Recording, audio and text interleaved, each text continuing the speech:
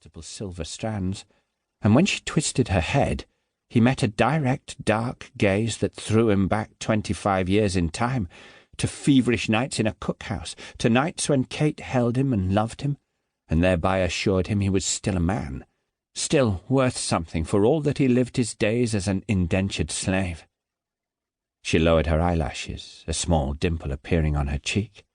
Yes, she told him silently. There were times when she remembered too. In general, Matthew rarely did, but seeing Kate with Simon opened a sluice gate on memories of long-ago nights, when she had been the only thing that kept him alive. Her hair drifting over his chest, her eyes lost in his, her breasts in his hands, and her warmth around his member. To think of those limbs, the still high breasts and the well-rounded hips in bed with Simon. He turned his attention to his brother-in-law, engaged in a lively discussion with Alex about the best way to keep heat rash at bay, and studied the short, stout body. No, a ridiculous thought. Friends, no more, assuredly no more than friends. "He looks just like himself," Simon pronounced, having watched Alex inspect Duncan in detail for the last few minutes. "Yes, he does, doesn't he?" Alex said with relief, returning the boy to Simon's arms. Something that resembled a smile flitted across the child's face once he caught sight of his father, and the small mouth opened and closed, as he tried to communicate, small arms waving erratically.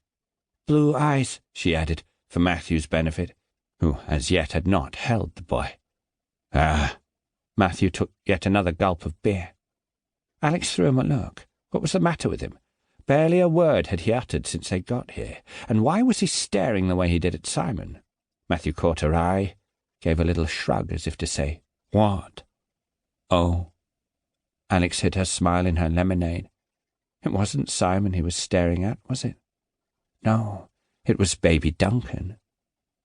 Alex moved the chair even further into the shade and took in the splendid gardens, a couple of oaks to offer shade, meandering little paths, rose bushes that were already showing white and pink through their half-open buds, and a frothing sea of oleander, from white all the way to deepest magenta. "Beautiful," she said to Kate when she returned, preceding a selection of small dishes that the silent slave girl set down on the table. "Yes, it is, isn't it?" Kate offered Matthew some smoked fish, while beckoning for Alex to come and join them at the table. "Henry's getting married again," Kate suddenly said, glancing at Simon. "It's 16 months or more since Lucy—" She sounded apologetic, and Simon leaned forward to cover her hand with his. "That's all right, Kate. Life goes on." He smiled when he said it, his blue eyes intent on hers, and a slow blush crawled up Kate's cheeks. Alex was very amused, and turned to share this with a wink at her husband, only to find his gaze locked on Kate's blushing skin in a way that Alex found very offensive. She pulled her brows together as she took in how her husband studied Kate, pulling them together further when those penetrating hazel eyes slid over to rest on Simon with a hostile edge. "And I'll be hosting a betrothal party later this week," Kate finished, looking expectantly at Alex. "This week," Alex repeated, not having heard more than the last part. Kate gave her an exasperated look. "Will you come? There will be dancing and music." Alex prevaricated, not quite sure what to say. "Of course we will," Matthew said.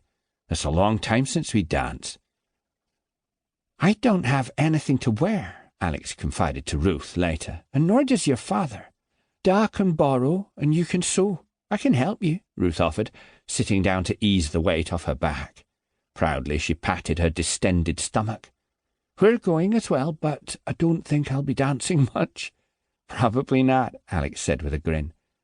"Was the laddie all right then?" Ruth asked. "Very.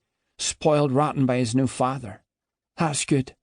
Better than the alternative," Alex said, making Ruth laugh. "Is—" Ruth bit her lip. "Is Sarah better?" "Yes." Alex sat down and dug around for her fan. "Much better. Probably well enough to cope with getting a letter from her expecting sister." She met her daughter's look with a small smile. "That's what you wanted to know, right? I should have written more, but yes, you probably should have. And even more, you should have come to see her." Ruth twisted under the recriminations.